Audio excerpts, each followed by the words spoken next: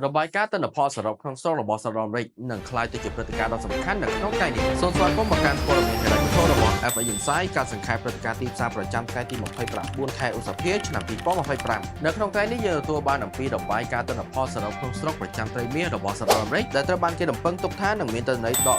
0.3% ដែលដូចទៅនឹងទិន្នន័យចាស់រួមផ្សំទាំងរបាយការណ៍ Jobless Claim របស់សហរដ្ឋអាមេរិកដែលត្រូវបានគេរំពឹងទុកថានឹងមានការកើនឡើងមក229,000នាក់បើធៀបទៅនឹងទិន្នន័យចាស់គឺ227,000